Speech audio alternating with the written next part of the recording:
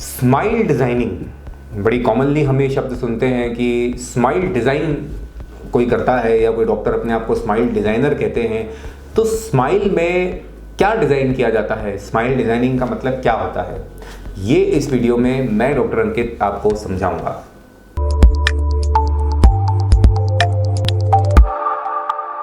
Smile design करने का मतलब होता है किसी पेशेंट की मुस्कुराहट को और भी ज़्यादा खूबसूरत या आकर्षक बनाना। हम सभी चाहते हैं कि जब हम बात करें, जब हम हंसें, तो हमारी जो मुस्कुराहट है वो बहुत खूबसूरत लगे, क्योंकि एक अच्छी मुस्कुराहट जो रहती है हमारा सबसे उत्तम आभूषण होती है और हमारा सबसे ऐसा आभूषण होती है वो जिसे आप कभी अपने से दूर नहीं करते, अपने से आप उसे अलग नहीं करते, हमेशा वो आपके साथ चलती है। तो हम चाहते हैं कि हमारी मुस्कुराहट बेहतरीन तरीके से डिज़ाइंड हो, बैलेंस्ड हो, आकर्षक हो और वो देखने में सुंदर लगे। तो वो सारी बातें जो कि हमारी मुस्कुराहट को डिफाइन करती हैं, वो सारी बातें जो हमारी मुस्कुराहट का एक अंग होती हैं या उसका हिस्सा होती हैं, जिन बातों से मिलकर हमारी मुस्कान बनती है या हमारा चेहरा की खूबसूरती उजागर होती है, वो सभी बातें स्माइल डिजाइनिंग के अंदर आती है। जैसे आपके दांतों का कलर, आपके दांतों का शेप, आपके दांतों की पोजीशन, आपके दांतों की बनावट, आपके ऊपर नीचे के दांतों के मिलने का हिसाब, आपके दांत जो आपके चेहरे से, आपकी पर्सनालिटी से कितना मेल खाते हैं ये बात, आपके मसूड़े अगर डिस्कलर्ड हैं या वो उनका कलर ठीक नहीं है तो वो भी उसमें इंक्लूडेड है। तो ये सारी बातें मिल करके आपकी मुस्कुराहट को बनाएंगी।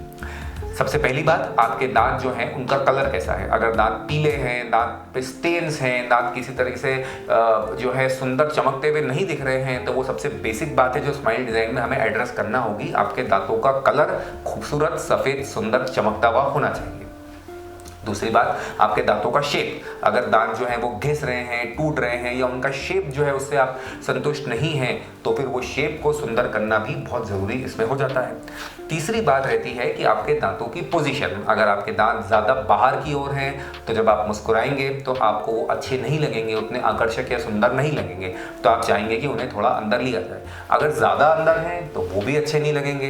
कोई भी तरीके की जब अति या एक्सट्रीमिटी होती है तो वो हमें अच्छी नहीं लगती है। बैलेंस वहाँ पर होना चाहिए। तो आपके दांतों की जो पोजीशन है वो परफेक्टली जहाँ पर होनी चाहिए वहीं पर हो, ना ज़्यादा बाहर हो, ना ज़्यादा अंदर हो। अगर वो एक दूसरे के ऊपर ओवरलैप्ड है या उनमें गैप्स हैं तो वो भी करेक्ट होना चाहिए। अगर दांतों के बीच में गैप होती है तो वो हमें फिर उतनी सुंदर मुस्कुराहट उससे नहीं मिलती है। तो वो गैप्स क्लोज्ड हों, दांत एक दूसरे के ऊपर चढ़े हुए भी ना हो जिसे क्राउडिंग कहते हैं, और गैप भी ना हो। ये दोनों बातें हमें इसमें देखनी होती हैं। तो पोजीशन के अंदर आपके दांतों की आगे पीछे की पोजीशन, आपके दांतों की राइट लेफ्ट पोजीशन और ऊपर नीचे की पोजीशन, मतलब सारे ही डायमेंशंस में पूरे 3 डायमेंशनली आपके दांत परफेक्टली प्लेस्ड इन पोजीशन होना चाहिए।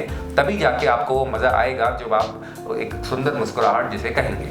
इसके बाद हम बात करते हैं आपके मसूड़ों की। आपके मसूड़े भी जो हैं बिल्कुल स्वस्थ होने चाहिए, साफ होने चाहिए और उस पर भी कोई डिस्कलरेशन नहीं होना चाहिए, कोई कीटाणु बैक्टीरिया वहाँ पर जमा नहीं होने चाहिए। तो ये सब भी हमें ध्यान रखना चाहिए कि क्लीन सब कुछ दिखे, हाइजीनिक सब कुछ दिखे। जब आप मुंह खोलें, जब आप बात करें तो उस पर कोई गंदगी जमा ना दिखे, कोई प्लाक या टाटर जमा ना दिखे, और उससे एक हाइजीनिक आपका मुंह का जो है डेंटल हाइजीन जिसे कहते हैं वो प्रदर्शित होना चाहिए। जब आप बात करते हैं या मुंह खोलते हैं या ज़ोर से आप हंसते हैं तो वो एक पहचान होती है हमारी एक सज्जनता की। अगर गंदगी मुँह में जमा है तो फिर वो अच्छा नहीं लगता देखने वाले को। तो इसे भी इसमें हम काउंट करते हैं कि पेशेंट के मुँह में हाइजीनिक रहे सब कुछ, मसूड़े स्वस्थ रहें, साफ रहें, कोई पायरिया जैसी स्थिति हो या अगर टाटर जमा हो, ऐसा ना हो। इसके बाद रहता है कि आपके जो दांत हैं और जो मसूड़े हैं, आपका जो ओवरऑल सिनेरियो फेस का है, दांतों का है, वो आपके फेस कट के साथ, आपकी पर्सनालिटी के साथ, आपकी उम्र के साथ, आपके प्रोफेशन के साथ, इन सब चीज़ों के साथ ब्लेंड करना चाहिए। इन सब चीज़ों के साथ वो न्याय संगत होना चाहिए, जस्टिफाइड होना चाहिए। क्योंकि देखिए, अगर एक कोई यंग फीमेल है, मैं कहूँ 18-20 साल की कोई युवा लेडी हैं, और एक कोई बुजुर्ग है 60-65 साल के, तो उनकी पर्सनालिटी, उनका फेस कट, उनका प्रोफाइल एक जैसा नहीं होगा।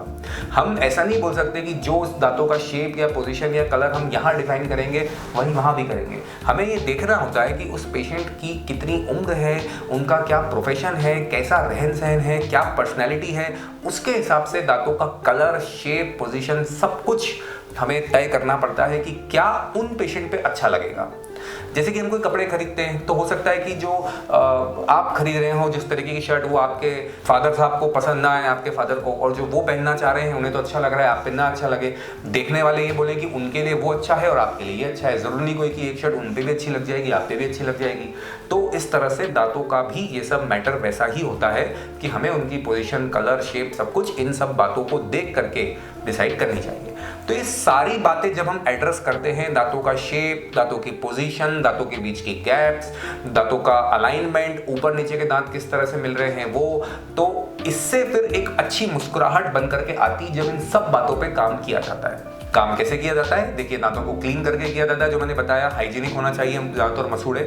हम कॉम्पोजिट फिलिंग का सहारा ले सकते हैं कलर को ठीक करने के लिए, शेप को ठीक करने के लिए। हम डेंटल विनियर्स का सहारा ले सकते हैं दांतों की गैप करेक्ट करने को और कलर करेक्ट करने के लिए, शेप करेक्ट करने के लिए। हम क्राउन्स या कैप्स कर सकते हैं। बहुत ही सुंदर जिरकोनिया की कैप्स आजकल होती हैं कि आपको पता भी नहीं चलेगा कि मुंह में कोई कैप लगी है, तो ये कर सकते हैं हम। इसके अलावा ब्रेसेस, और आजकल तो इनविजिबल ब्रेसेस अवेलेबल हैं जिसे अलाइनर्स कहते हैं, उनकी मदद से हम दांतों को 3 डायमेंशनली कहीं भी शिफ्ट कर सकते हैं, मूव कर सकते हैं। तो हम जैसे चाहे वैसे हम दांतों को हमारी नई पोजीशन देकर के उन्हें हाइजीनिक, हेल्दी और सुंदर बना सकते हैं। तो ये सारी बातों से स्माइल डिजाइन होती है।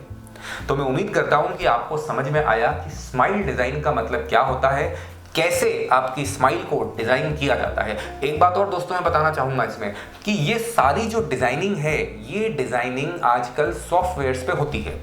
आप बड़ी आसानी से अपने डेंटिस्ट से डिस्कस करें कि आपके फोटोग्राफ्स वो लें, अपने सॉफ्टवेयर में वो करके आपको आपकी मुस्कुराहट कैसी हो जाएगी ये दिखाएं।